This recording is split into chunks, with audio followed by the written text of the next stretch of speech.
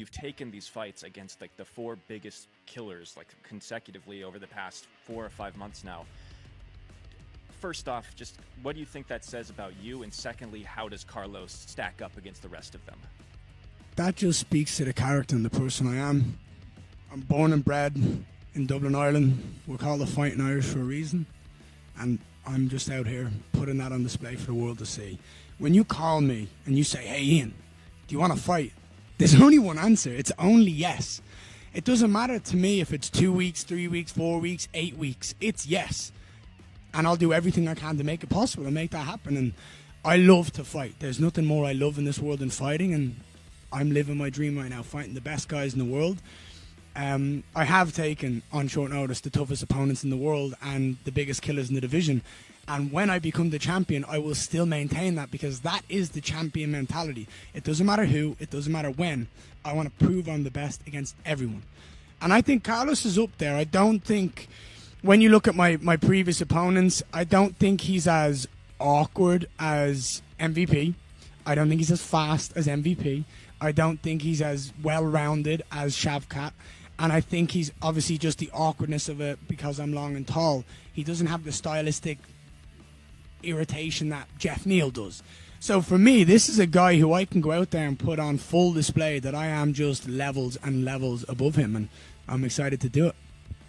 And you know, I know that you guys had a little bit of back and forth on social media. You put out a video essentially calling him a quitter because of a previous fight, and then he responded with a video of his own. Do you feel like, is this fight personal to you at all, or is this just pre-fight hype? No, I like to do my job and watch my opponents and watch their fights, and I analyze, I start to read. Look, his team is called the Fighting Nerds. They do the same thing, but they've never seen a fight where I quit mid-fight. So when I seen that, right, he put his hand in the air, he waved at the ref and said, I'm done. I have never seen that in MMA. Now, we're talking about this guy being one of the baddest men in the division, 10-fight knockouts. Well, let's show the true Carlos Prates as well. When the going gets tough, he quits. And on Saturday night, I'm going to put him in that position where he has to make a choice, and I want him to quit. He made some comments about, because you both have fought Neil Magny, how he's on a 4-fight knockout streak where a lot of your fights have gone to decision lately. What do you attribute that to? Neil Magny's soul is in my back pocket as we speak right now. He has never been the same since I fought him. So good job. You did a good job against a guy you're better than. Congratulations. I'm not Neil Magny. And if you watch the fight against Neil Magny, you know I can do just the same things you did, if not better. I'm faster. I'm more talented. I'm more technical than this guy is. This guy's a one-trick pony. He's got a left hand, he's got a left knee, and he's got a left leg. They're all on one side. I've got everything I need. I can beat him everywhere for every second of this fight, and that's my plan on Saturday night. Curious what your thoughts are. He's known for Carlos is known for smoking cigarettes and taking shots. I know that you're really into your health and your diet and things like that. What are your thoughts on Carlos smoking cigarettes? Do you think it affects his cardio? Look, the dude smokes American cigarettes, drinks Irish whiskey. Meanwhile, I'm in Brazil having Guaraná, açaí, and paçoquita. I'm more Brazilian than this guy is. Do you know what I mean? So I'm not only this, I've got his whole country wanting me to win. And I think that's just, look, that's his life choices. That's nothing for me to get involved in. Do you know what I mean? He can do whatever he wants with his life, and we can all sit here and talk about it. At the end of the day, Saturday night, he's going to step into the octagon with someone who's a complete professional. I'm going to manhandle him any way, shape, and form I want. I will manipulate him, and there's nothing he can do to stop me. Would you see yourself maybe potentially having an after-fight cigarette with Carlos Prates? I don't smoke. Okay. I don't smoke, so I won't. But I tell you what, we can sit down and chat about how I knocked him out, and I can teach him how to get a little bit better. Last one from me. Just curious about your thoughts on the fight nerds and just sort of how they've sort of taken over MMA or become very popular over the past 5-6 months. I love them. Yeah. I absolutely love them. I think what they're doing is phenomenal. The confidence, the attitude in the way they fight, I think it's amazing.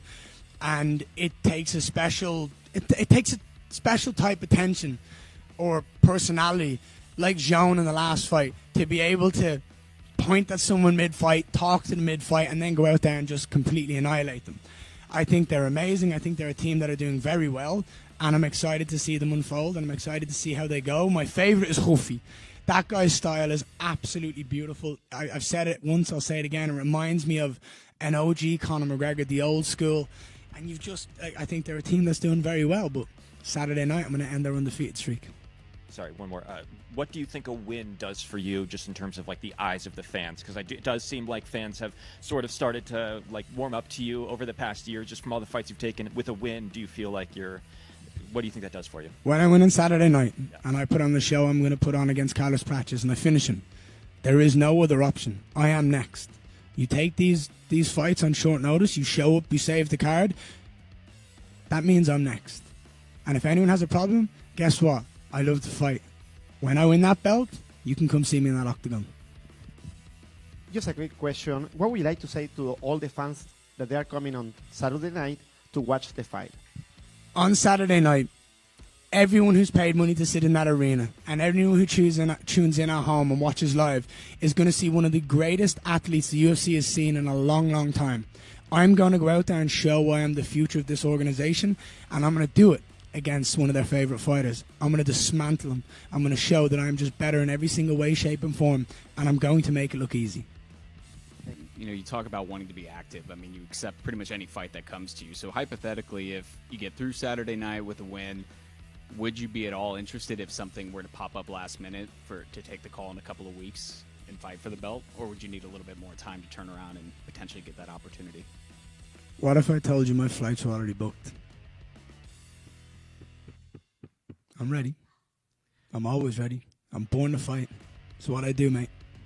Look, this guy might have 4 bonuses against 4 nobodies. I've got more wins in the top 15 than he does in the fights in the UFC. I'm a different animal. I fight. It's what I do. I love this. And on Saturday night, I'm going to prove to Carlos and everyone watching that I am simply better. And one more for me. There are now lots of rumors that Islam Makhachev wants to go up to your He's division. so good. He's so good. Are you looking forward to face him? I've said this, right? So I believe Bilal's going to win in Canada against Jack Della Maddalena if they fight. And I believe Jack is just going to get swallowed. I think Bilal has everything to beat him. And then I know there's team complications, or Bilal doesn't want to fight Islam because of the training and stuff like that. So then I fight Bilal, I beat Bilal, and then there's a choice. Do I defend against the pound-for-pound number 1 and Islam Makhachev and welcome him up to the welterweight division, or do I fight Shavkat Rakhmonov after he comes off the injury that I prevented him from fighting for the belt right now?